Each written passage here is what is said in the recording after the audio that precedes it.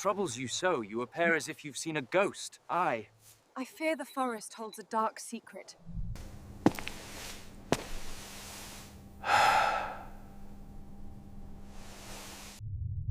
Hey guys. Tonight, we're going to tell a classic story about how to have a disastrous date, but on a royal level, with one of England's most powerful kings. It all started with a portrait. King Henry VIII, famous for changing wives as often as he changed clothes, looked at the painting of Anne of Cleves and declared, "Wow, this is my dream princess." He then rushed to arrange a wedding. But when they met in person, Henry was probably so shocked that he had to rub his eyes a few times. The painting was radiant, but in real life, they were a world apart. Henry immediately called Anne a monster, and on their wedding night, instead of a romantic story, it became a disaster when this queen was rejected right on her wedding night for her ugliness. The story of Anne has become a famous legend about a discarded queen, but if it were simply that she wasn't pretty, the story would have ended there. Historians believe there's an even more awkward and chilling reason for Henry's disgust. So, before you doze off, please take a moment to like the video and subscribe, but only if you genuinely enjoy what I do here. Take 1 minute to share where you're watching this video and what time it is for you. Now, dim the lights, maybe turn on a fan for that soft background hum, and let's ease into tonight's journey together. After the disastrous date we mentioned, you're probably curious to know what gave a portrait the power to change a queen's fate. And how could a powerful king like Henry VIII be fooled so easily? Things aren't as simple as we think. The story begins with Anne of Cleves, a princess described as enigmatic and secluded. She grew up in a family of strong, independent lineage, completely different from what Henry was accustomed to. Her father, Duke John of Cleves, was one of the rebels of the Protestant Reformation. He openly and fiercely opposed the Pope and other Catholic monarchs. Consequently, Duke John raised Anne and her siblings with a special philosophy: to think deeply and for themselves. They were taught not only politics and arts, but also independent thinking. This, strangely enough, suited Henry perfectly. After divorcing his first wife, Catherine of Aragon, Henry also grew to despise Catholicism and the Pope. He saw in Anne's family an ideal political ally, an alliance that could solidify his position. However, when Henry set his sights on Anne, he didn't receive the enthusiastic response he had hoped for. Anne had a very close relationship with her mother and grew up in a household full of women, a place of love and protection. It was a safe haven, her own private land. In fact, when Henry first began courting Anne, her strong-willed mother tried every way she could to prevent the marriage. She understood Henry VIII's promiscuous nature and didn't want her daughter to fall into a life full of uncertainty. Everyone knows Henry VIII was a man of intense desires, but few understand just how terrible his marriage to Anne of Cleves was. Henry was nearly double Anne's age. She was only 24. This age gap was more than just a number. It was a difference in experience and worldview. Henry didn't just have his eye on Anne. He also considered her younger sister, Amalia, as a potential candidate for his fourth wife. Perhaps, if he had chosen Amalia, the disaster of his fourth marriage would never have happened. If you thought that first meeting was dramatic enough, the truth is far more complex. Henry's cold rejection wasn't just a sudden impulse. It was rooted in who Anne was shaped to be since childhood. To truly understand why her fate became so tragic, we need to take a step back and explore her biographical background. Anne of Cleves, whose full name is Anne of Cleves, was born in the year 1525 into a noble family of northern Germany. Her father was John, Duke of Cleves, a prominent figure in the Protestant Reformation who always stood with those opposing the excessive power of the Pope and Catholic monarchs. Her mother, Elizabeth of Brandenburg, born into an ancient royal line, devoted herself to guiding her daughter along the path of education and growth with a courageous heart. From early childhood, Anne was nurtured in an environment rich in self-respect and independence, as the Cleves court was a gathering place for scholars, thinkers, and dissidents, where Anne learned to listen to her own voice and develop independent thought. In her youth, Anne received a thorough education in many fields: Latin, French, European history, and the important diplomatic protocols of the time. She grew up surrounded by powerful women, her mother, her sisters, and a circle of noble women where laughter and lively debate always mingled with the scent of herbs and flickering candlelight. Yet court life was not all glory. Anne also witnessed power struggles, factional rivalries, and the weariness that comes with entering the intrigue-filled stage of European politics. Meanwhile, in England, King Henry VIII was struggling to secure a new alliance after parting ways with Catherine of Aragon. Henry, who despised the Pope's authority and yearned to establish a Protestant alliance, set his sights on Anne of Cleves as an ideal partner. In December of the year 1539, the English emissaries arrived bearing a splendid portrait painted by Hans Holbein, an artwork commissioned to exalt Anne's beauty and character, which instantly captivated the king. The portrait depicted a tall young woman with golden hair, thoughtful eyes, and a solemn Germanic expression, compelling Henry to decide at once to unite the two royal houses. Anne's entry into English royal history began with formal marriage proposals, quickly culminating in a grand betrothal ceremony at the palace. From the Duke of Cleves's residence, Anne set out with an impressive retinue dressed in magnificent ceremonial attire and accompanied by a formidable escort. En route to London, she could not help but feel torn between the excitement of becoming a foreign princess and the anxiety of life in an unfamiliar court. Though her attendants encouraged her that Henry would prove a gracious husband, Anne could not deny the doubts stirring in her heart about maintaining her own voice and adapting to the rigorous protocols of the English court. Finally, the wedding day arrived. The ceremony was held in splendid fashion at Greenwich Palace, following English rites, with trumpets sounding, incense smoke drifting, and Tudor-patterned silk banners unfurled. Anne wore a white wedding gown embroidered in gold, a small crown atop her head, and held a bouquet of fading flowers, a sight both majestic and tinged with melancholy. All preparations were complete, yet Anne's heart fluttered with questions. Would this political marriage bring true happiness? Or would she remain merely a pawn in a power game? Then the wedding night descended. Anne had hoped to leave a good impression on the king, maintaining the gentle, gracious demeanour she had been taught. But within moments, Henry, the once enchanted monarch, expressed profound disappointment. His heart seemed hollow, his eyes weary, and in the silence of the night he pronounced harshly, "You are not as beautiful as you have been reported." Henry's rejection on that first night struck Anne like a shock, as if her world had collapsed. In that instant, she understood that this marriage would bring no joy, only a painful burden. Thus, from a gentle, talented princess full of promise, Anne of Cleves became, after one wedding night, the rejected queen, a bitter title recorded by history. What remains is the legacy of a young woman who stepped into the chessboard of power and endured a night of horror that etched deep sorrow into the golden halls of the court. When Henry VIII first turned his attention toward Anne of Cleves, he did not receive the warm welcome he had anticipated. Anne, having grown up in a household dominated by women, was deeply attached to her mother, Duchess Elizabeth, and to her sisters. Their home was a sanctuary of gentle laughter, whispered confidences, and the comforting routine of shared meals and soft-spoken counsel. In that close-knit world, Anne learned to lean on her mother's guidance and to find strength in sisterly bonds rather than in the flirtations of powerful men. As Henry's envoys arrived bearing luxurious gifts and glowing praise of his prospective bride, Anne's mother watched with a cautious heart. Elizabeth, mindful of her daughter's youth and the perils of foreign courts, quietly attempted to dissuade the court from pursuing this match. Though Anne was already 24 years old, an age at which many noble women seemed ready to wed, Elizabeth worried that her daughter's relative maturity still paled next to the king's formidable experience. At nearly 48, Henry was almost double Anne's age, and the prospect of such a union carried an undercurrent of imbalance that Elizabeth could neither ignore nor approve. Despite her mother's hesitations, Anne approached the courtship with the polite restraint befitting a princess trained in diplomacy. She greeted Henry's ambassadors with courteous gratitude, offering measured smiles and gracious thanks, but she did not fan the flames of his desire with the familiar coquetries that other brides might employ.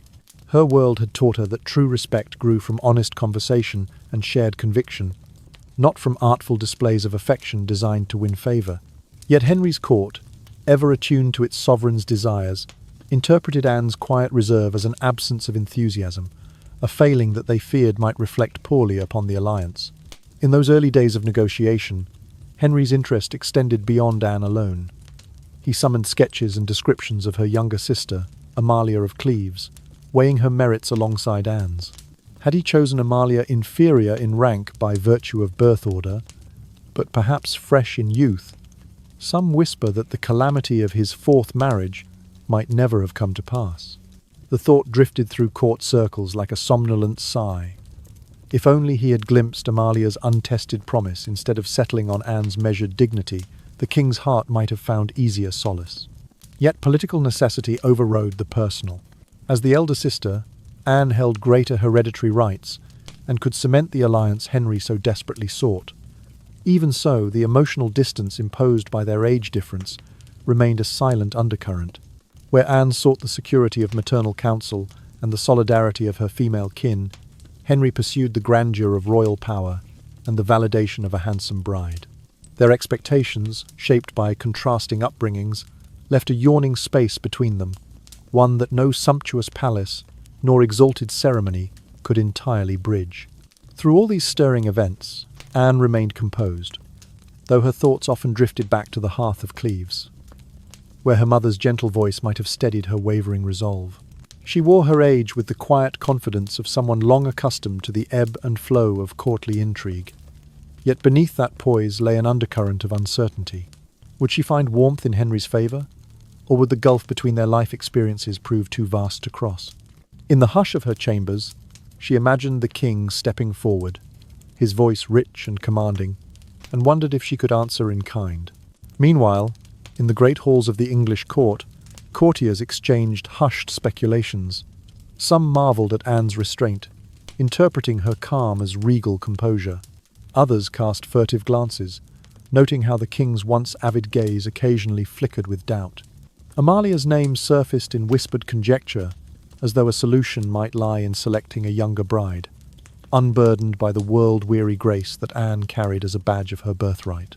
But the die, once cast, could not be undone. Thus, Anne of Cleves stood at the threshold of a marriage that promised both political triumph and personal trial. Surrounded by the protective embrace of her mother and sisters, she prepared to step into a realm governed by a man whose life had spanned nearly half a century. With every passing day, the quiet tension between youthful caution and royal expectation wound tighter, drawing her toward a destiny neither she nor her family could fully foresee. And though the promise of alliance shimmered before her like candlelight in a dream, Anne could not escape the gentle doubt that whispered through her mind. Was her heart prepared for the grand stage upon which she was about to be cast? By the late 1530s, Henry VIII had grown increasingly impatient to see for himself the faces of the two Cleves sisters, Anne and Amalia.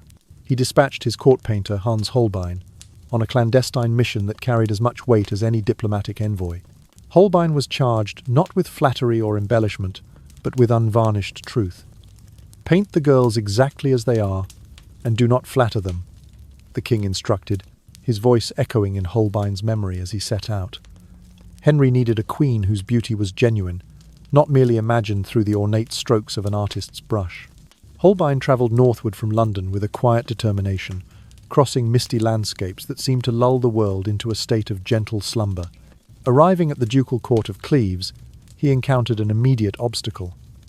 Both Anne and her younger sister, Amalia, adhered to the modest German custom of wearing veils in the presence of strangers.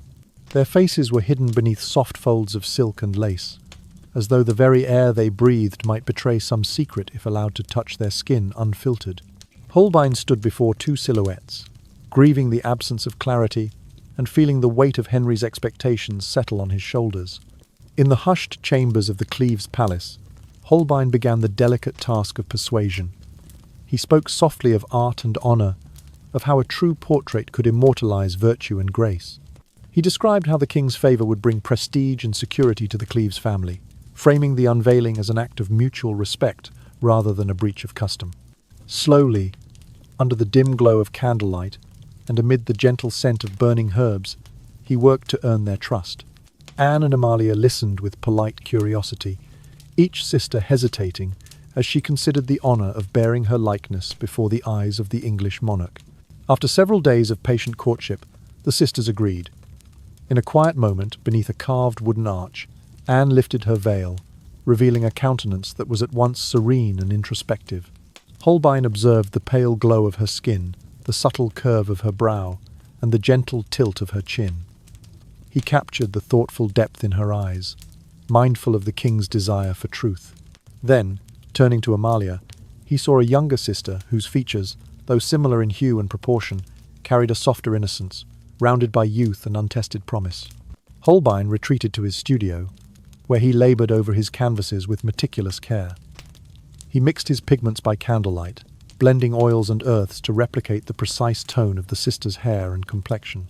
His brushes moved across the linen with such deliberate slowness that each stroke seemed to murmur a lullaby, as though both artist and canvas were drifting towards sleep.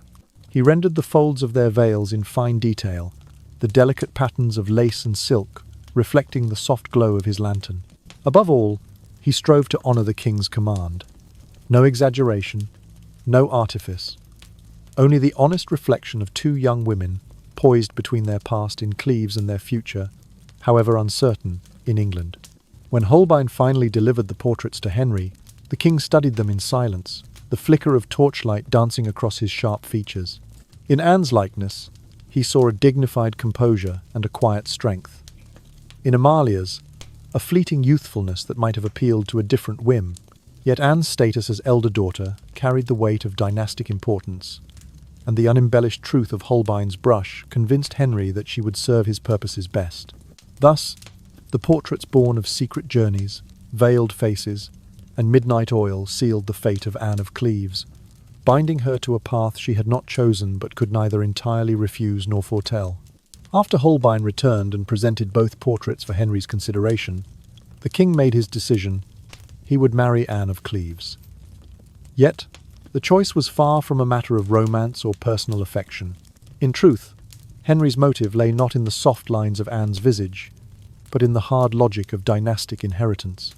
As the elder daughter of John, Duke of Cleves, Anne possessed greater hereditary claims than her younger sister, Amalia.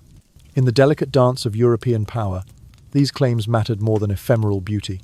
A union with Anne would cement alliances and secure Protestant interests on the continent, shoring up Henry's political position more effectively than any charming smile. The king's explicit instruction to his court painter to paint the girls exactly as they are, and do not flatter them, served to dispel later rumours that Hans Holbein had tricked Henry with a beautified image. Those popular tales, spun by gossip and repeated by generations, claimed that Holbein had applied his artistic license to mask flaws and exaggerate virtues. Yet Holbein's own meticulous records and surviving letters confirm that he hewed closely to truth, rendering skin tones and facial contours with scientific precision. He mixed his pigments from local earths and distilled oils, measured each brushstroke against the subtle curve of a sister's eyelash, and refused to add a single flourish of decoration that might mislead the monarch. In this way, the idea of a deceitful portrait was laid to rest, a fiction overshadowed by the political imperative that guided Henry's choice. Nevertheless, as any modern data might warn, a portrait, no matter how faithful, cannot convey the full measure of chemistry between two people. A painted face lacks the warmth of a living presence, the quicksilver movement of a smile, or the faint jerk of a brow that hints at hidden emotion. And when Anne of Cleves finally arrived in England, stepping ashore in her flowing gowns and measured grace, Henry found himself confronted with the reality beyond the canvas, and he was far from pleased. The king's first face-to-face glimpse of Anne sparked an immediate, stinging complaint.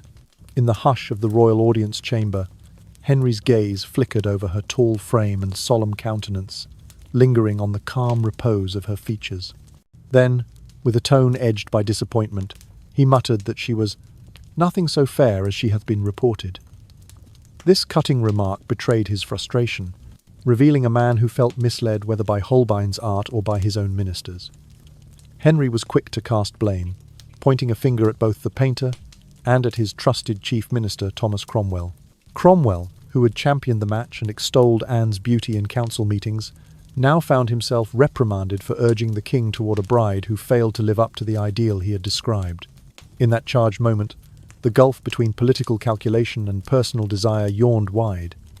Henry's advisers had touted Anne as a vessel of strategic advantage, a key to unlocking Protestant alliances. They had admired her unwavering composure and her reputation for piety and intelligence. But the king, who ruled by both sword and sentiment, expected more than policy gains. He sought a partner whose presence would delight and inspire him.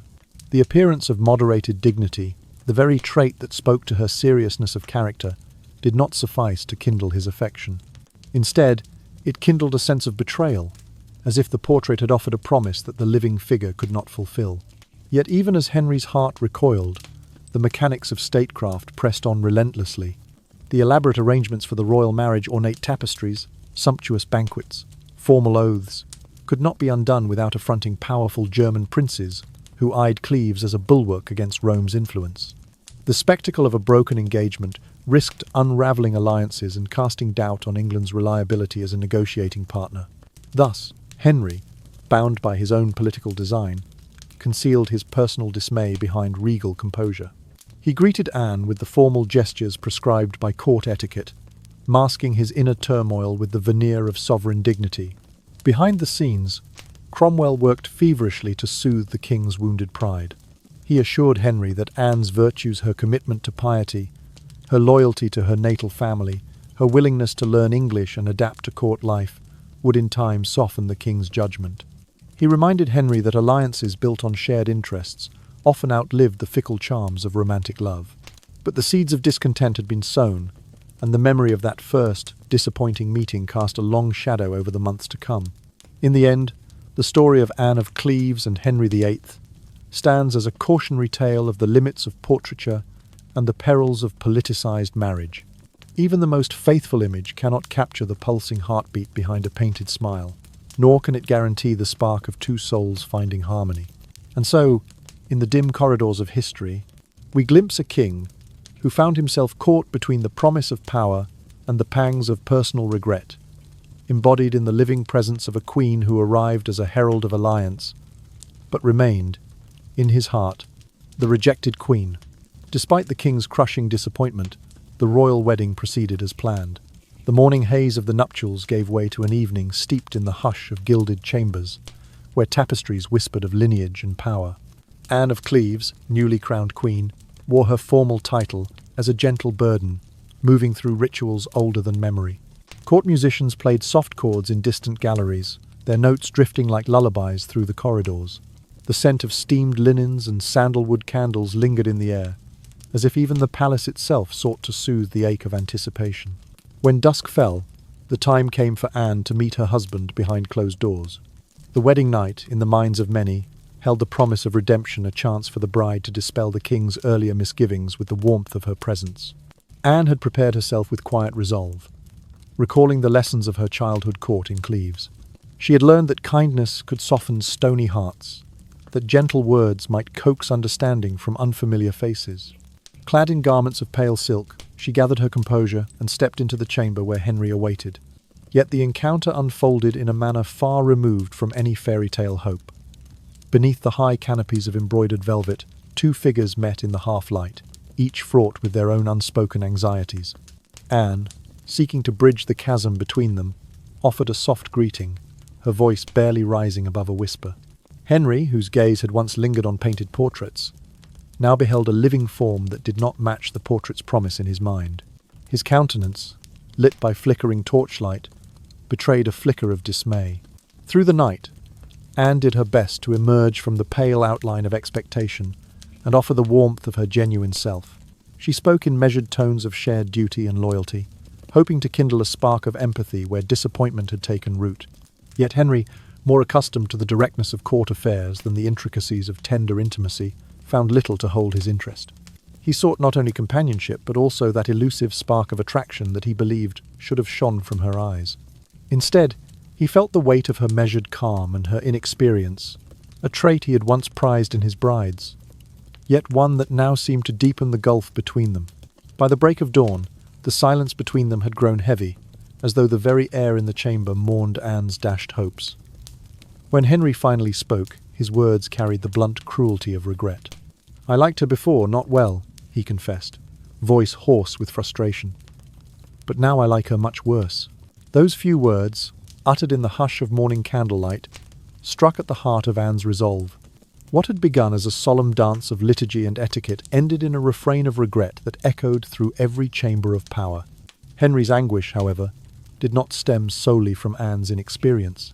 The king, who had long favoured wives who were both innocent and pliable, discovered in Anne a flaw more unsettling than youth's uncertainties. He accused her of bearing a most curious offence. An odour, he said, that rose from her skin at moments both intimate and inadvertent. This evil smell, as he described it, he claimed had assailed his senses at the very instant when royal decorum should have prevailed. In his mind, such an affront was a betrayal more grievous than any lack of passion, a sign that the very essence of Anne's being was ill-suited to the role of queen. In the hushed antechambers beyond the royal bedchamber, courtiers exchanged furtive whispers on hearing the king's complaint. Some shook their heads in sympathy, lamenting the terrible twist of fate. Others saw in Henry's words the inevitability of political manoeuvring. If personal dislike could be framed as a valid cause for annulment, the bonds of monarchy might be unwound as easily as ribbons. And so, even as Anne withdrew from that first fateful night with her heart heavy, Henry began to turn his thoughts toward a swift release from their union. Within days, the machinery of annulment began to stir. Councillors gathered behind closed doors, poring over legal precedents and seeking any pretext, pre-contracts, lack of consummation, and now the spectre of the evil smell that might justify dissolving the marriage. For Anne, whose hopes had been pinned on a future of regal dignity and personal connection, this turn of events proved devastating. What was meant to be her crowning moment became the catalyst for her swift undoing. Throughout the palace, the memory of that single night spread like a sombre tide, carrying with it the realization that Anne's place at Henry's side was, in his mind, untenable. Yet her fate was intertwined with matters of state, alliances, treaties, and the precarious balance of power in Protestant Europe. Though the king's heart recoiled, the wheels of diplomacy must continue to turn. Anne stood at the crossroads of personal despair and political necessity, as a queen who discovered, in the dawn's gentle light, that her very presence was deemed incompatible with the man she sought to please. And so, in the quiet aftermath of their wedding night, Henry and Anne embarked on a path toward separation, an ending foretold by a single whispered complaint and sealed by the unyielding realities of power. After the harrowing events of their wedding night, King Henry found himself ensnared in a knot of regret and desperation. He needed a way to unravel the union that had brought him so little joy, yet doing so required a pretext that would not diminish his royal dignity. In the autumn of the same year, his counsellors reminded him of a slender thread from Anne's own past. A childhood promise made when she was merely 11 years old, in the year 1527. At that tender age, Anne had been formally betrothed to Francis of Lorraine, the son of another noble house, in a compact arranged by her father, Duke John of Cleves, to strengthen alliances on the continent. This childhood betrothal, once a benign token of dynastic strategy, now offered Henry a cunning means to free himself from a marriage he deemed intolerable. The king and his advisers decided to treat the matter of Anne's pre-existing contract as a legal barrier to her marriage with the English crown. They argued that, under canon law and the strict codes of noble custom, a promise made in youth even by a child could invalidate later matrimonial engagements. By dredging up Anne's ancient pledge, Henry aimed to cast doubt on her freedom to consent to their royal marriage, portraying himself not as a scornful husband, but as a monarch, dutifully adhering to the sacred laws of marriage. Thus the royal court prepared for what would become a spectacle of annulment proceedings. The Grand Hall at Westminster was transformed into a makeshift tribunal, draped in sable and violet cloth, where bishops in their vestments and barons in sombre doublets took their places on high seats. Anne, who had hoped to win Henry's affection through grace and gentle virtue, found herself seated across from the king, under the weight of hushed whispers and candlelit arches. The air was thick with incense, and the muted rustle of velvet robes, as though the very walls conspired to carry the solemnity of each whispered argument. Henry's first charge rested on the pre-contract itself, that Anne's nuptial vow to Francis of Lorraine automatically rendered her incapable of validly marrying another.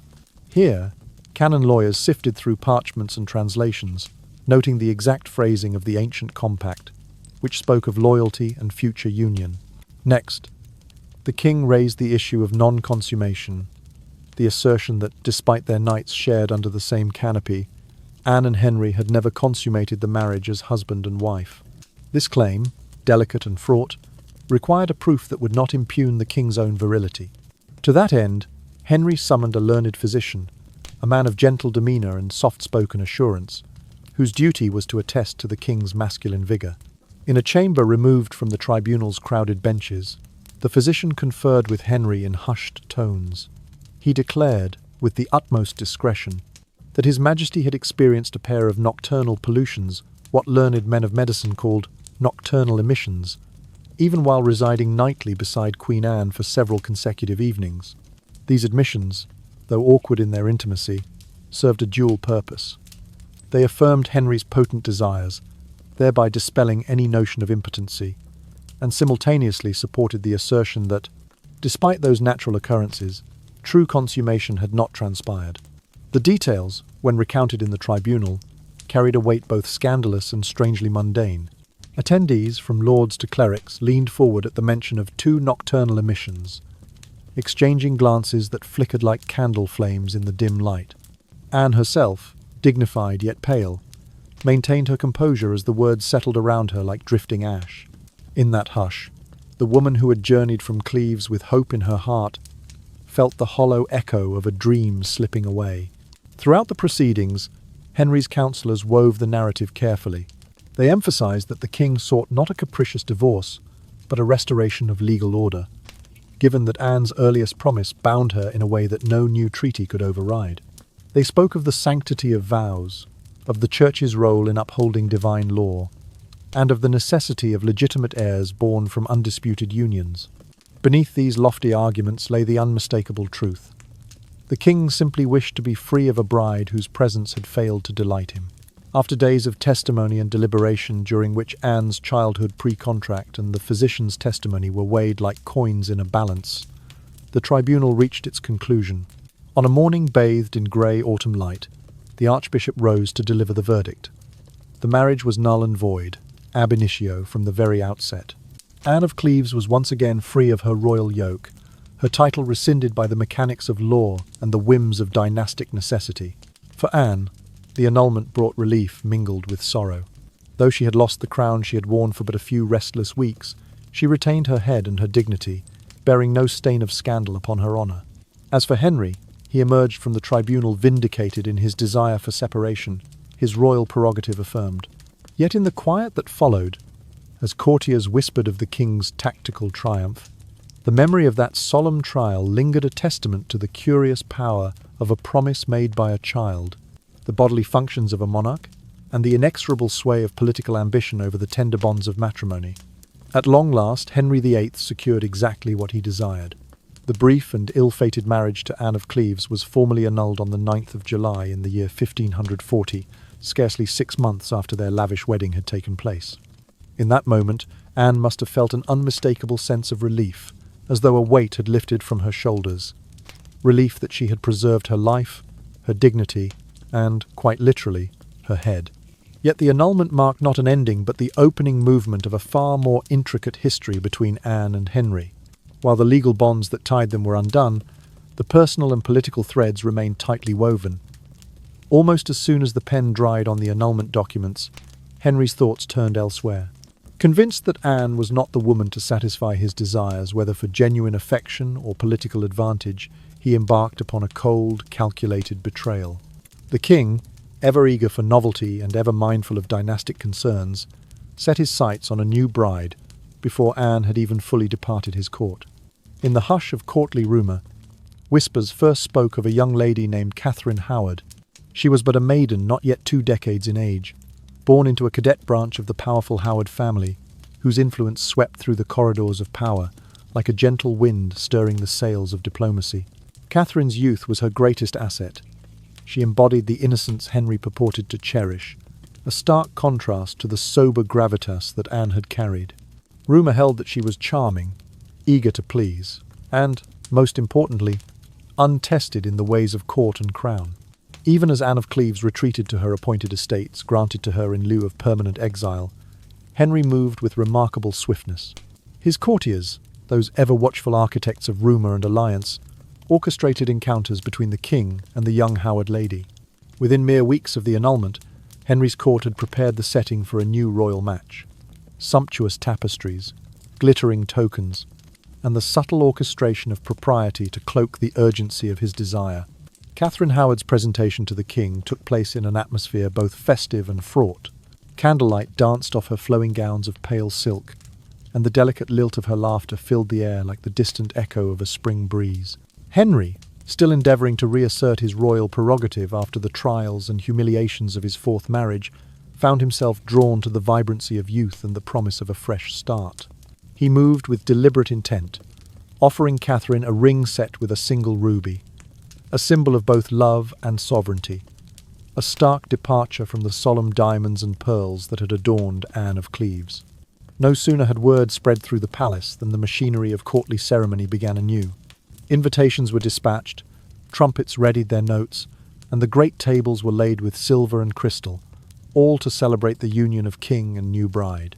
In less than the span of one moon's turning, Catherine Howard stood before Henry in the royal chapel, exchanging vows that bore the weight of both passion and political calculation. The marriage was conducted with the same ritual splendour that had marked Henry's previous unions, yet now tinged with a sense of urgency and, in some quarters, scandal. Meanwhile, Anne of Cleves, safe in her countryside residence, learned of her successor's rapid ascendance with a mixture of detachment and compassion. She had been a willing participant in the game of dynastic chess, and now she watched as Henry moved his own piece again, seeking advantage in the board's ever-shifting terrain. In the silent hours of her new life, Anne might have recalled the solemn arches of Greenwich and the hush of the Annulment tribunal, contrasting those with the raucous celebrations that now heralded Catherine's coronation as queen. Even in the aftermath of her departure from court, Anne's position remained unique. She continued to receive allowances and estates befitting a queen, enjoying a rare freedom among Henry's former wives. But the swift betrayal by the king lingered like a shadow at the periphery of her thoughts, a reminder of the transactional nature of royal marriage. For Henry, the union with Catherine Howard would offer a momentary reprieve, a return to the vitality he associated with youth, and a chance to mend the wounds inflicted by his disappointment in Anne of Cleves. Yet the engines of fate churned inexorably onward. Though Catherine's presence restored a measure of satisfaction to Henry's personal desires, it could not erase the political realities that had shaped his choice of Anne in the first place. The alliances forged through Anne's annulled marriage endured, and Anne herself retained influence among powerful circles, while Catherine's own tenure would prove as fleeting and perilous as her predecessors had been. Thus, the swift remarriage to Catherine Howard stands as a testament to Henry's unyielding drive to secure his pleasure, to reaffirm his power, and to pursue alliances that served both king and kingdom. In the half-year following his broken vows to Anne, the king demonstrated that personal feeling held little sway against the tides of political necessity, and in the gentle hush of dawn, as Anne looked out over the peaceful waters of her retreat, she must have felt the bittersweet freedom that came with her release free not only from a marriage that had failed to warm Henry's heart, but also from the relentless churn of courtly ambition that had bound her to its wheel. In public, Anne of Cleves bore herself with a disarming grace that belied the tumult of her past 6 months. She made no show of resentment toward Catherine Howard, the youthful courtier who had supplanted her upon the throne and in the solemn vows of the royal wedding. Indeed, on the first dawn of the year 1541, Anne dispatched a pair of fine horses to her former husband and his new queen, as gifts meant to honour the season's goodwill. By candlelight that same evening, she joined Henry and Catherine on the parquet-floored hall of Hampton Court, her silken skirts whispering against the polished wood as she stepped lightly in the royal dance. Her measured curtsies and soft laughter melded with the minstrel's gentle tunes, offering a portrait of cordiality that left observers both charmed and mystified. Yet freedom from Henry did not afford Anne immunity from the darker currents swirling within the palace walls. In the hush of late autumn November, in the year 1541, a shadow slipped through corridors and gathered momentum in whispered corners. It began as a furtive suggestion that Anne of Cleves had borne a child in secret, a private pregnancy that no chronicler had recorded and no midwife had mentioned. As the rumour took hold, it grew bolder still. Some dared to claim that the infant in question was none other than the king's own son, conceived during the brief nights when Henry lay beside his fourth bride. The story, unsubstantiated though it was, spread through courtiers and pages like wildfire, licking at dry thatch. In the candlelit antechambers and tapestry-lined corridors, Noblewomen exchanged glances heavy with intrigue. Gentlemen-at-arms paused in their duties to catch furtive snippets of gossip as they passed beneath archways. Even the tame steps of the household cats seemed to echo the hush of conspiracies, as though every creature in the palace felt the electric charge of rumour coursing through the air.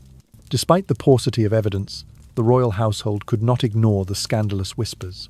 A lineage claimed by the crown was no trifling matter, and the notion that a former queen might harbour a clandestine heir struck at the very heart of dynastic security. Accordingly, King Henry, ever mindful of reputation and bloodline, resolved to quell the rumour before it could metastasize into open rebellion or diplomatic embarrassment. In the halls normally reserved for state papers and royal council, he convened a small commission to investigate the allegations, its members drawn from trusted advisers and ecclesiastical judges. Anne, upon learning of the inquiry, received word in the form of a discreet summons. She travelled from her country estate to the palace under the escort of a handful of gentlemen in humble grey liveries, clad in a riding habit of muted green. Her carriage wheels whispered over cobblestones, as though the very path urged her onward toward a fate she had hoped to leave behind.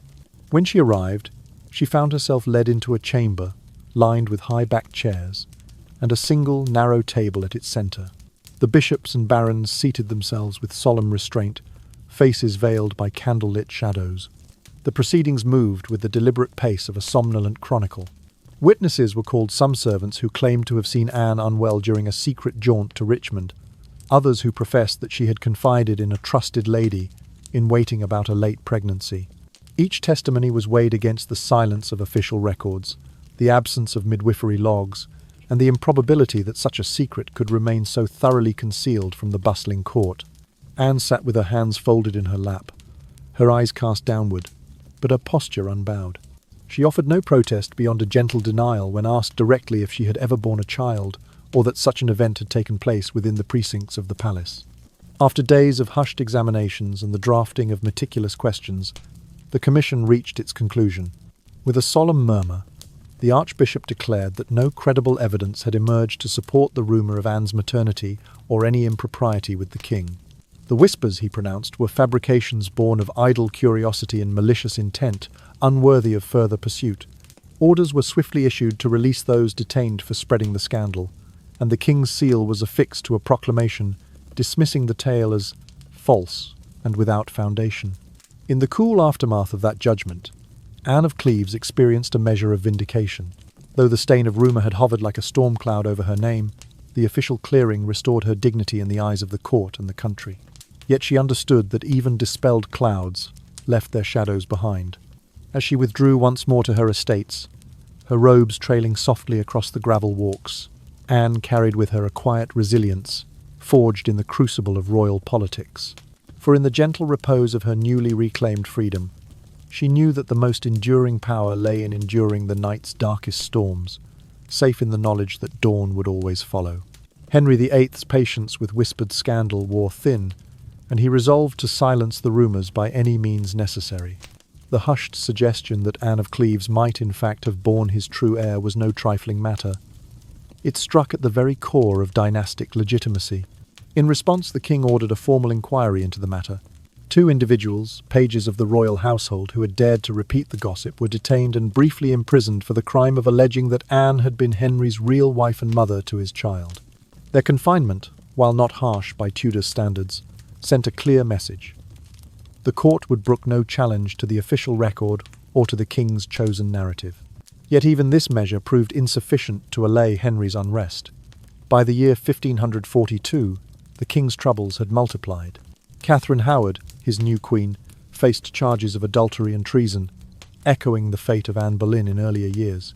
As Catherine awaited her grim sentence, Henry's grief and anger coalesced into a fierce storm of bitterness. He found himself once more betrayed by the bonds of marriage, and his confidence in the institution, or in the women who walked its perilous path, turned brittle. In the midst of this turbulence, Henry turned his attention back to Anne of Cleves, the 4th queen he had cast aside.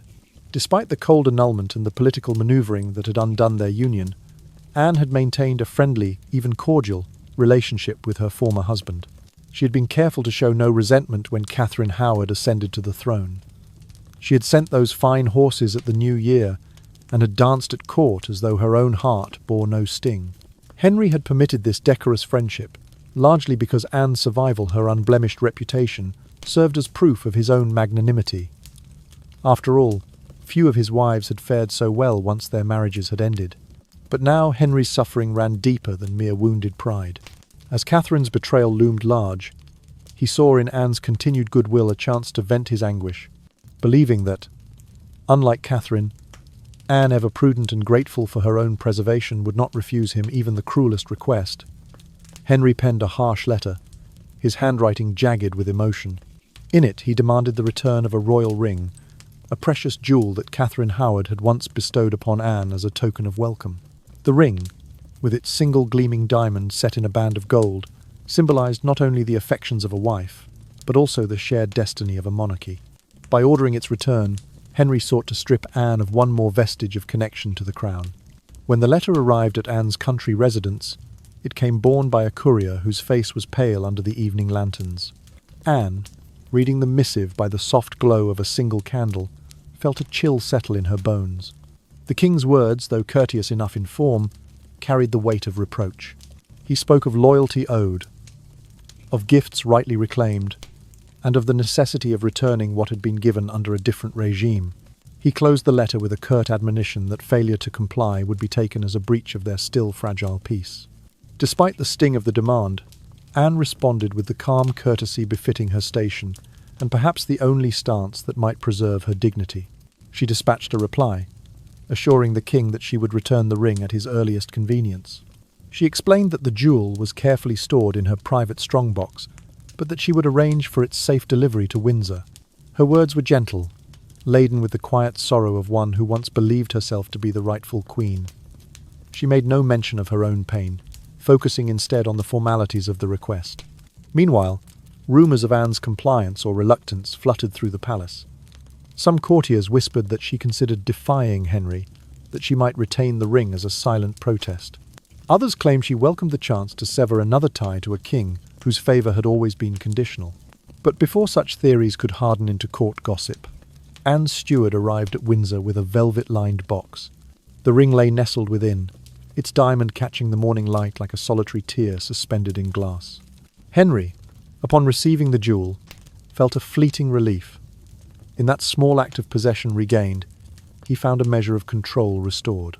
Yet the king's heart remained restless, haunted by Catherine's downfall and by the phantom whispers that, only months before, had accused Anne herself of impropriety. In the hush that followed the return of the ring, court life resumed its careful dance of mask and intrigue.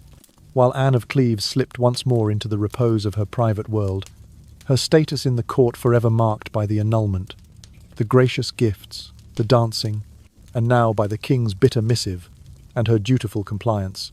Thus ended this chapter of Anne's strange history with Henry VIII.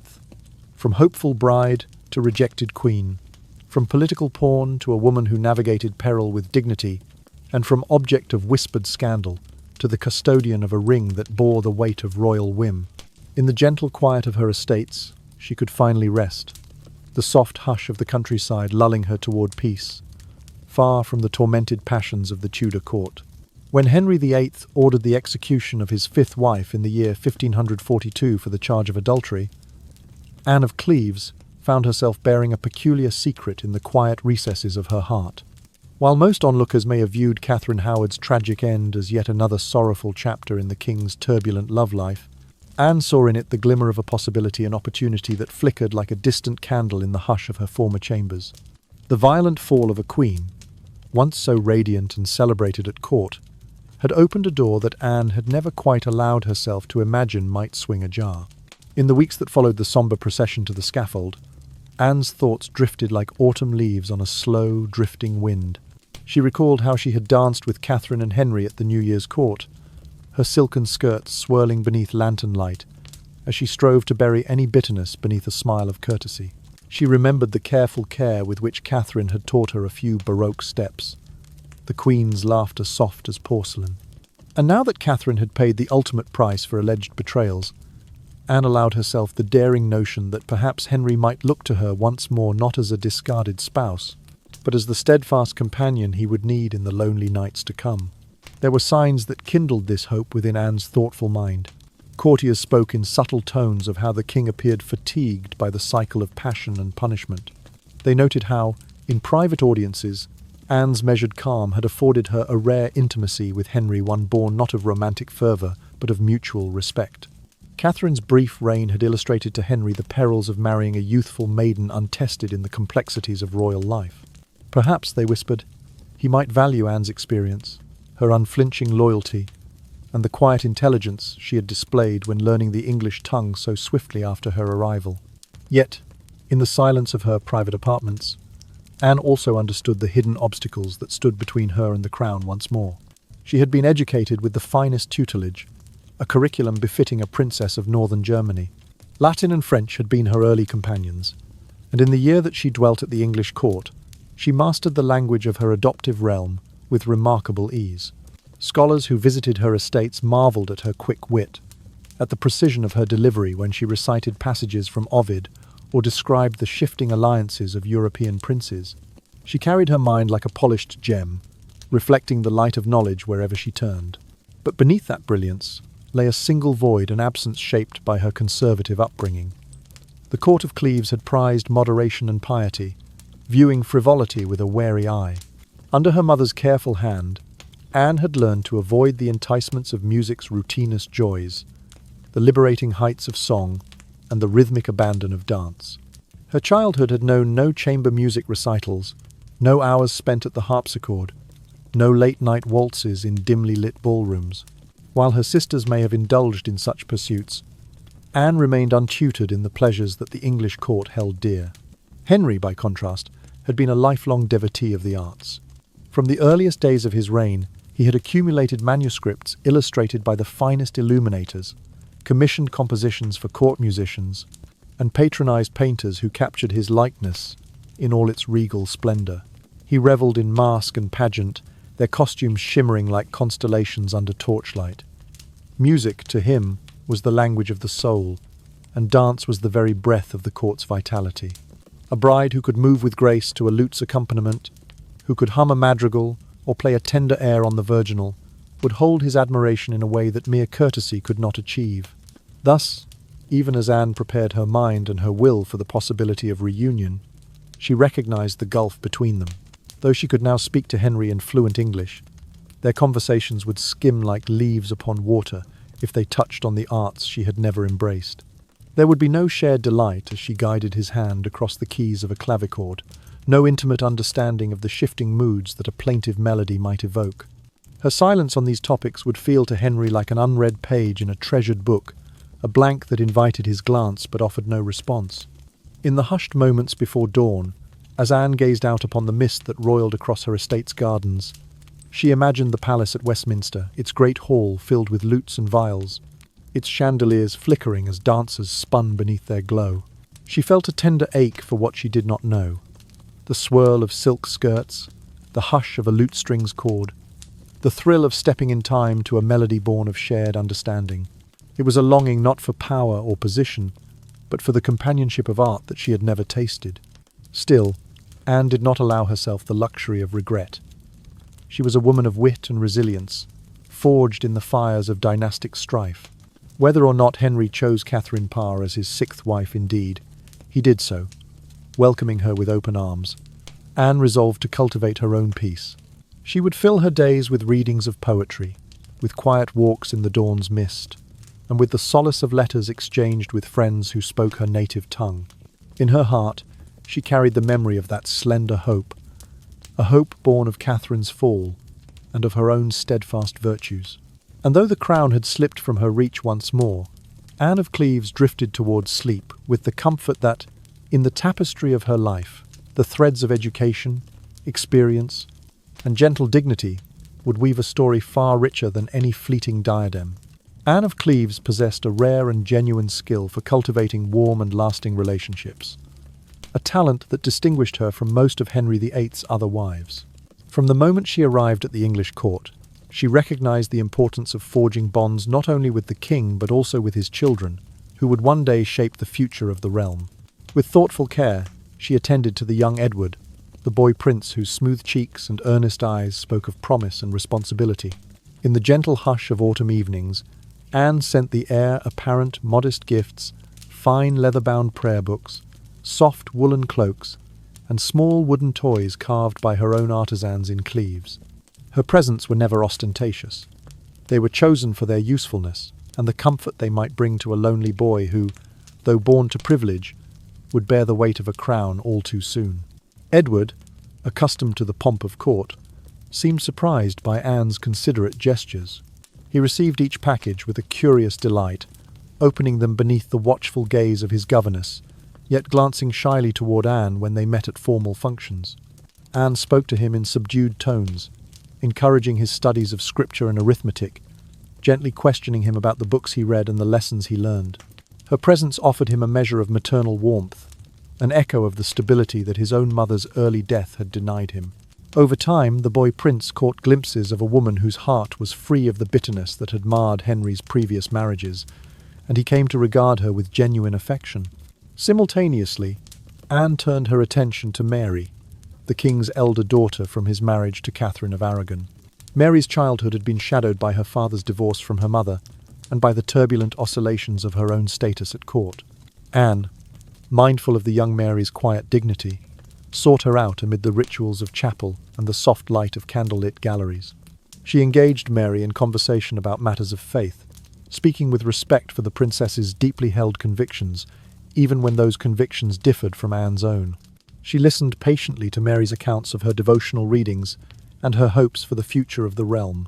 In return, Mary found in Anne a confidant who recognized her worth and treated her with courtesy rather than suspicion.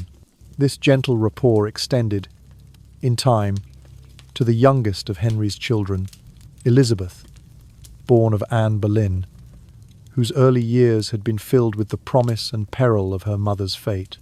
Elizabeth, still a child when Anne arrived, watched the new queen with a mixture of fascination and reserve. Anne, in turn, admired Elizabeth's quick intelligence and sunny disposition. She often offered the young princess small trinkets, beads of coloured glass, tiny music boxes that played soft lullabies, and embroidered silk handkerchiefs bearing delicate floral patterns. In a gesture that would echo across the centuries, Anne bequeathed part of her personal jewellery collection to Elizabeth in her will. A string of pearls, a modest diamond pendant, and a medallion set with a clear quartz. These tokens symbolized Anne's esteem for the future queen and her faith in Elizabeth's character. Through these thoughtful acts, Anne demonstrated an understanding that power in the Tudor court flowed not only from birth or title, but from the subtle currents of favour and affection. She knew that by nurturing genuine bonds with the royal children, she would secure a place of honour and safety long after her own marriage to Henry had ended. Her strategy proved remarkably effective. Under the reign of Mary I, Anne was granted an exceptional measure of respect and courtesy. She was often invited to court, where she participated in state ceremonies and sat among the highest-ranking ladies.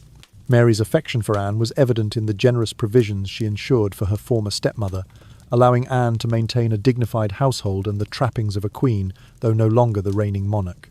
Eventually, when the bustle of court and the strains of politics grew too wearisome, Anne retired to her estates in the countryside, where she found the perfect refuge from public life. There, in the gentle hush of rolling fields and whispering woodlands, she lived out her days in the serenity she had so carefully fashioned for herself. Her household was orderly and calm. A handful of loyal attendants maintained the gardens and tended to her needs, while trusted chaplains led private prayers in her chapel. Anne's evenings were spent near the hearth, reading from manuscripts she had collected over the years, works of devotion, treatises on governance, and poetry in both Latin and English. At times, she would walk under the moonlight along the avenues of lime trees, the soft rustle of leaves lulling her toward restful slumber. In these later years, Anne of Cleves embodied a life of comfort and peace that few of Henry's queens had known. She had navigated the perilous shoals of Tudor politics with grace and resourcefulness, emerging not broken by scandal or sorrow, but fortified by the friendships she had cultivated. The gifts given to Edward, the respect shown to Mary, the jewellery bequeathed to Elizabeth, all spoke of a queen who recognized where true power lay, in the hearts she touched, and in the legacy of kindness she left behind. And as the evening stars rose over her tranquil abode, Anne could rest, knowing that her story was one of gentle influence, unshakable poise, and enduring goodwill. Anne of Cleves' attentive kindness toward Henry VIII's children proved to be a priceless investment, one that granted her not only a comfortable old age, but also the freedom to chart her own course after the king's passing. Her bond with Mary, whom she had once supported in quiet conversations within the chapel and at courtly receptions, grew so warm that it is whispered Anne may even have been present at Mary's youthful coronation in Westminster Abbey. There, beneath the ancient stone vaults where monarchs of old lay in state, Anne would have sat among the honoured guests, a serene figure garbed in sombre silks, watching as her dear friend ascended the throne with all the solemnity and pageantry the ceremony demanded. Despite the turbulent years that had preceded it, marriage, annulment, rumours, and royal intrigues, Anne remained in the king's good graces, and he treated her with a generosity seldom extended to his other former wives. Shortly after granting the annulment, Henry devised a liberal compensation package for Anne, a gesture that bespoke both his lingering sense of obligation and his keen understanding of political theatre. He endowed her with several large estates manors nestled amidst rolling hills, their gardens dotted with swirling fountains and groves of ancient oaks. He bestowed upon her revenues from wide swaths of farmland, assuring her a steady income drawn from rents, milling fees, and market tolls. In addition, Anne received the rights to a sumptuous manor house by the Thames, its windows overlooking the slow flow of the river, and its terraces perfect for evening strolls beneath lanterns. This royal largesse, far more generous than that granted to most abandoned consorts, ensured that Anne would never face the precarious fates suffered by so many widowed or spurned wives. She held her head high as she moved through her estates, adorned in modest gowns of muted velvet and linen. Her household, maintained by the king's bounty, comprised a handful of loyal retainers, a steward to manage her lands, a chaplain to lead her devotions, and a small cadre of trusted ladies-in-waiting who served as companions and confidants. In the hearth's glow each evening, Anne would retire with a cup of spiced wine or a draught of goat's milk, reading by candlelight from the theological treatises and collections of pious poetry that filled her private library. When the time came for Mary's coronation, Anne travelled to London with quiet dignity. She wore a mantle of deep blue lined with ermine, its hood pulled back to frame her gentle features. The streets of the city had been draped in cloth of gold and crimson banners, and the crowds that thronged the thoroughfares cheered at the sight of the new queen. Anne's carriage, drawn by 4 grey horses bred on her own estates, carried her through windows reflecting torchlight onto the assembled masses. Though she no longer bore the title of queen consort, the people greeted her with respect, for she had come to be known as the king's beloved sister in title, a dignified position Henry had granted her to underscore her enduring favour. Inside the abbey, beneath the painted skies of the great ceiling, Mary received the crown in a ceremony of solemn vows and sacred oaths. Anne watched as the archbishop placed the circlet upon her friend's brow, the gold catching the flicker of torches like the first glimmer of dawn. She felt a swell of pride, a soft warmth in her heart, as Mary, now Queen of England, glanced her way and offered a grateful nod. Their shared glance conveyed more than words could. Anne's unwavering loyalty in the face of turbulent events, and Mary's appreciation for a stepmother by choice rather than by birth. Following the festivities, Anne retired once again to her country retreat, her life marked by the tranquility afforded by her king's benevolence. The estates he had granted lay under her careful stewardship. Orchards bloomed in spring, fields yielded bountiful harvests in summer, and the long, golden-haired autumn filled granaries to their eaves. Each morning she walked the dew-speckled gardens, pausing to give thanks for the peace she enjoyed. The only echoes of her former trials were the faint strains of distant church bells, reminders that the world beyond her gates still moved to the rhythms of power and policy. Yet in those gentle days, Anne of Cleves revelled in a freedom hard won. She spent hours in quiet prayer, contemplating her life's unexpected journeys. From Princess of Cleves to England's 4th Queen, from a hastily annulled consort to the cherished sister of a monarch and the confidant of her children. Her final years passed in harmony with the land and the gentle cadence of rural life, far from the court's tumult, yet never entirely removed from its history. When Anne finally closed her eyes for the last time, it was amid the hush of a November twilight. The servants found her at peace in her chamber, a soft shawl draped over her shoulders and a prayer book resting open upon her lap. Her passing marked the end of a remarkable tale, one of survival, of adaptability, and of the quiet power of goodwill. And as the news travelled to London, Mary ensured that her beloved stepmother received a burial fit for a queen, the abbey's stones lying cold before a coffin draped in velvet and crowned with laurel leaves. In that final ceremony, Anne of Cleves took her place among the history she had helped shape, a testament to a life guided by kindness, intelligence, and the unshakable grace of a gentle spirit. After her annulment, Henry VIII displayed yet another surprising kindness toward Anne of Cleves. In a gesture that spoke more of ceremony than of sentiment, he issued a royal decree declaring that Anne would hold the highest rank among all women in England, second only to the king's own wife and his daughters. This proclamation ensured that in all courtly processions and official gatherings, Anne's place would be preeminent, her presence acknowledged with the courtesy reserved for royalty. Moreover, Henry went so far as to proclaim Anne his beloved sister, a title that carried both affection and honorific weight. By adopting her in name as his sister, the king sought to enshrine her within the fabric of the Tudor dynasty, granting her a place of enduring prestige. Whether such formalities could truly compensate for the months of heartache and political humiliation Anne had endured is doubtful. Titles and precedents, while soothing to the bureaucratic soul, cannot soften the sting of rejection. Yet Henry's decrees did offer tangible advantages. Anne was entitled to dine at the royal table, to walk beneath the richest silks of the court, and to sit in council chambers ahead of any lady who lacked her singular status. Courtiers, young debutantes, old dowagers, and foreign envoys alike bent their heads in respect as she passed, murmuring of the king's generosity and the rare mercy shown to a discarded consort. In dusty corridors and candlelit antechambers, gossip swirled about the beloved sister. Some whispered that the title was a polite fiction, meant to placate Anne's ego rather than reflect genuine affection. Others believed the gesture symbolized Henry's recognition of her quiet virtue, that among his wives, she alone had escaped disgrace and had preserved her dignity under the hardest trials. To Anne, the title may have offered a bittersweet solace. She was secure in her place, yet painfully aware that it derived from a marriage annulled and a heart left unhealed.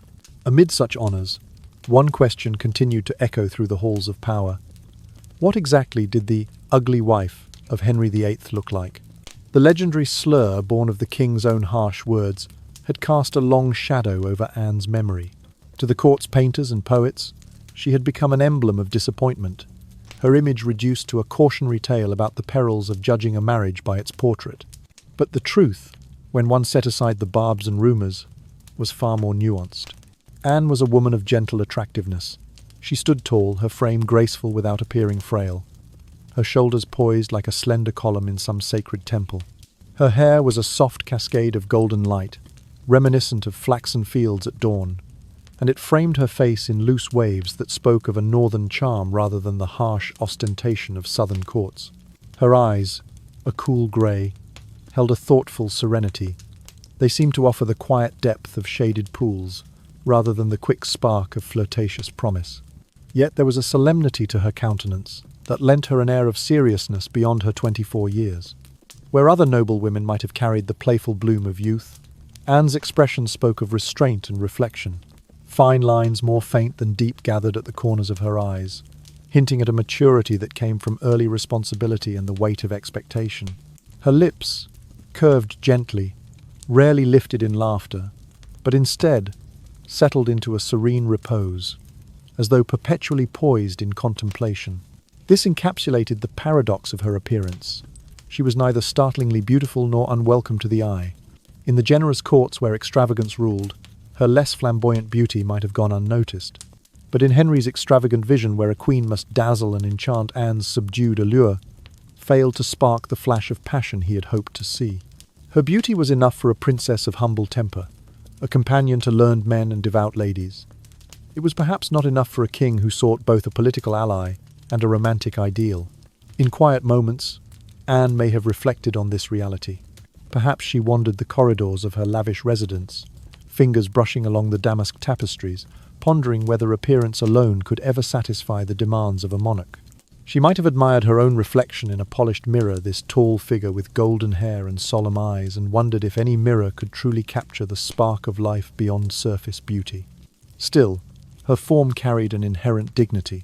She moved with the measured calm of someone accustomed to protocol, and when she spoke, her voice, a soft baritone lilted by her German accent, conveyed sincerity rather than artifice. It was a beauty of honesty, unenhanced by cosmetic flourish, unadorned by playful coquetries. Whether that beauty was enough to captivate Henry VIII, history suggests it was not. But to those who knew her best, her children's children, the future monarchs who had felt her kindness, that simplicity was a charm that outlasted fleeting infatuations. Thus, the ugly wife of Henry VIII emerges not as a caricature of monstrosity, but as a woman of gentle poise and thoughtful grace. Tall, fair of hair, and solemn of gaze, Anne of Cleves bore beauty in measured doses, favouring depth over dazzle. In the hushed twilight of her later years, she carried that beauty into the peaceful retirement.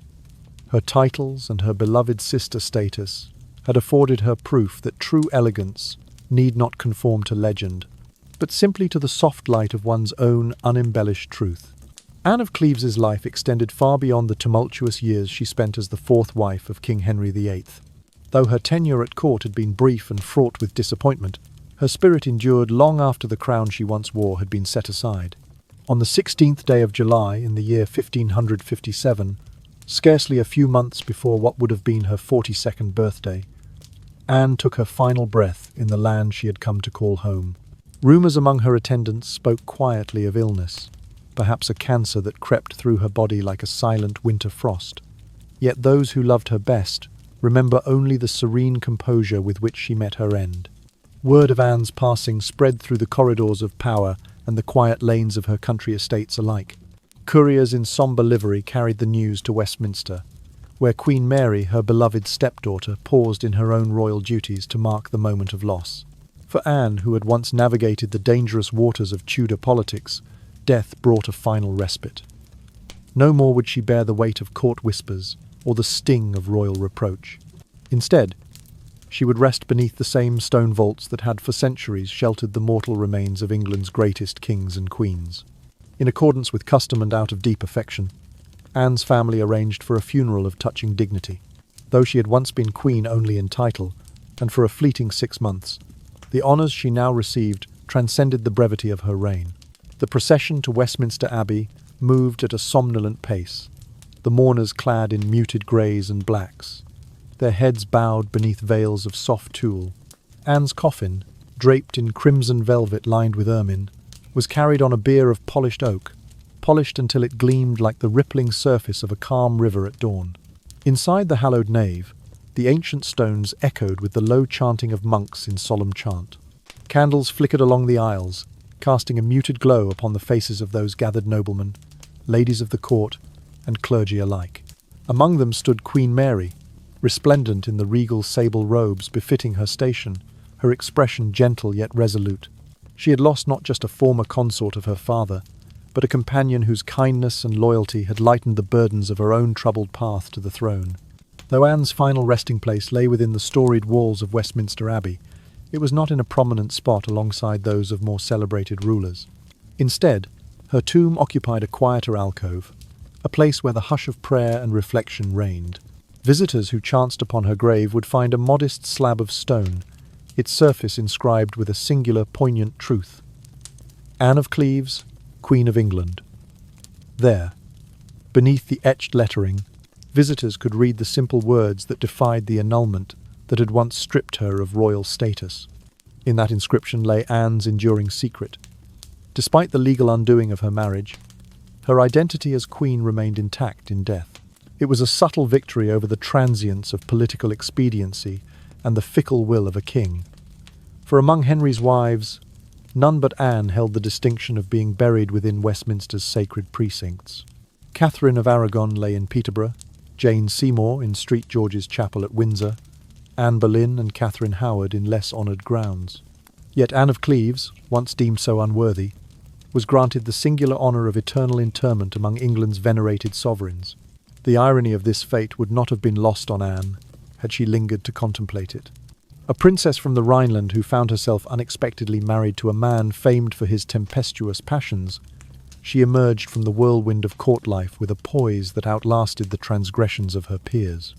The abbey's stained glass windows, each pane a fragment of sacred history, witnessed her silent grace as she was laid to rest.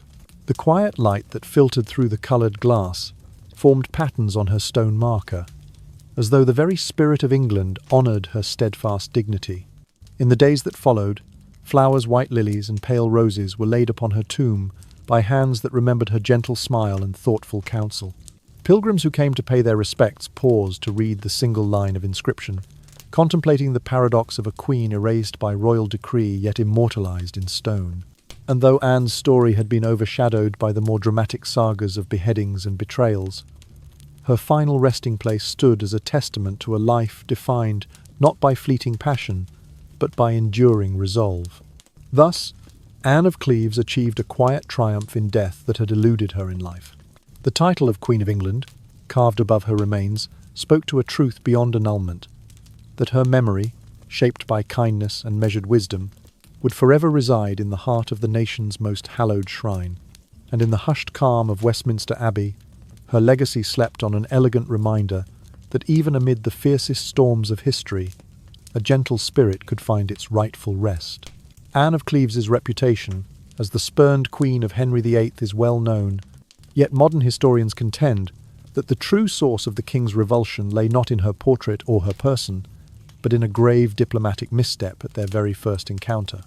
On New Year's Day of 1540, Anne's procession paused at Rochester, where she and her ladies took quiet pleasure in watching the rough sport of bull baiting through a latticed window.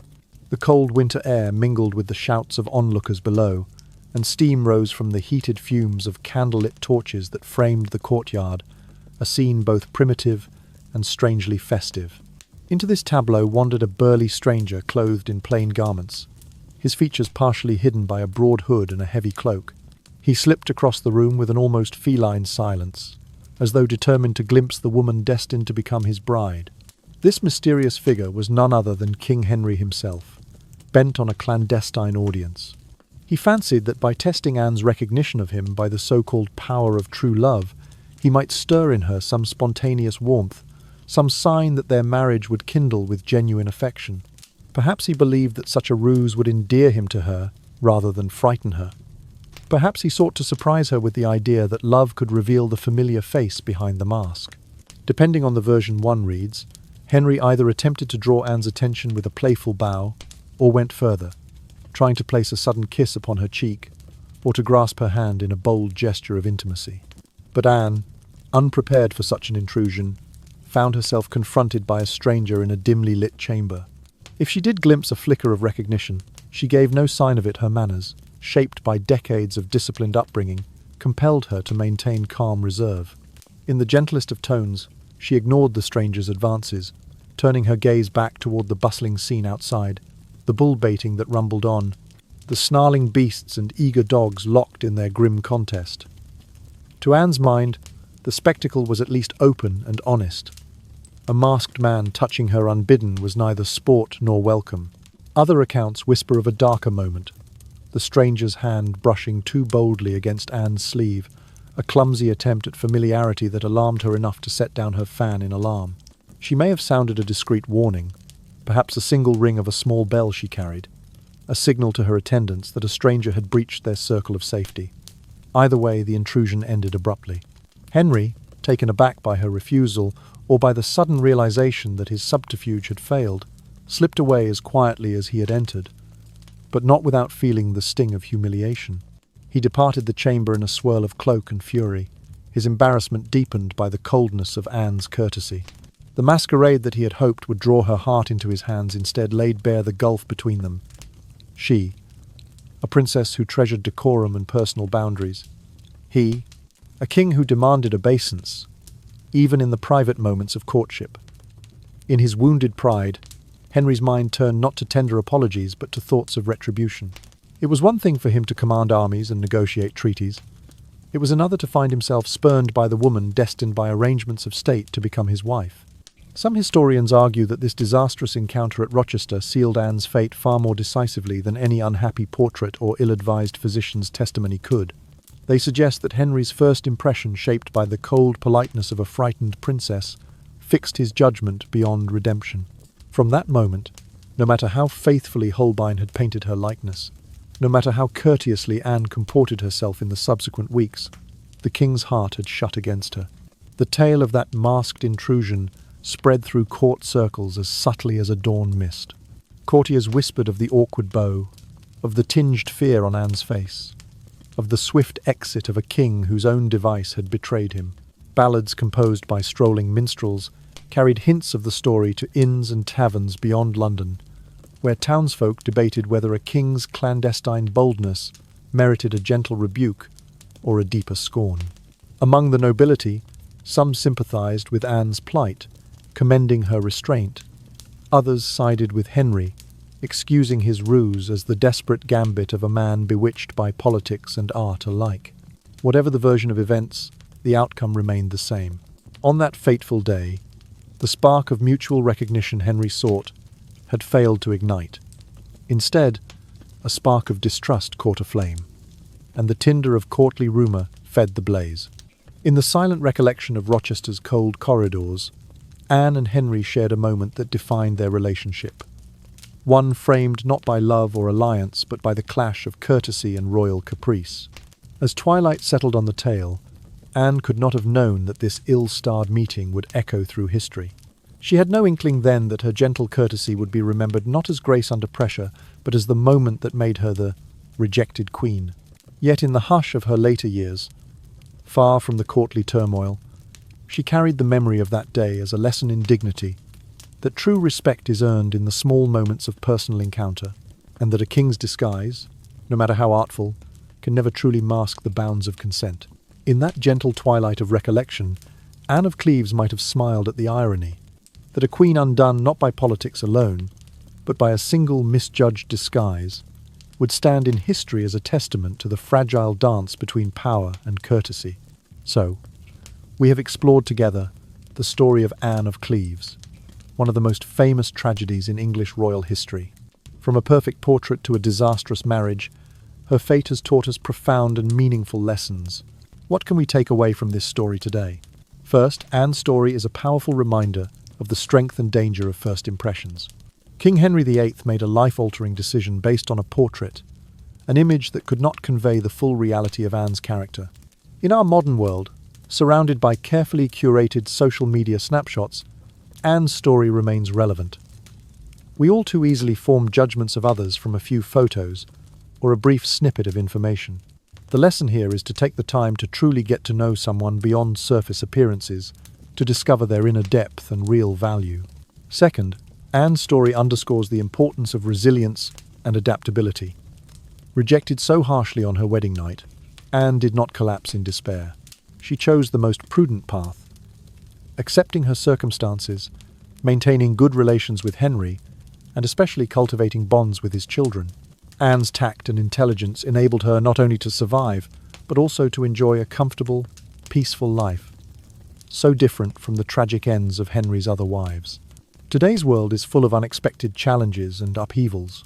Anne's example inspires us, reminding us that in the face of adversity, calmness, resilience, and the ability to adapt are the keys to overcoming difficulties and finding happiness. Finally, Anne's story sends a message about the value of respect and kindness. Although she was treated unjustly, Anne remained gracious, even sending gifts to Henry and his new wife. Her kindness and generosity won her the affection of Henry's children, especially Queen Mary I, who held her in deep respect and affection. This shows that in a world often marked by hatred and competition, respect and kindness remain timeless virtues that can bring positive outcomes even in the hardest circumstances. So, I hope that after watching this video, you not only have a good night's sleep but also carry with you the precious lessons from the life of Anne of Cleves.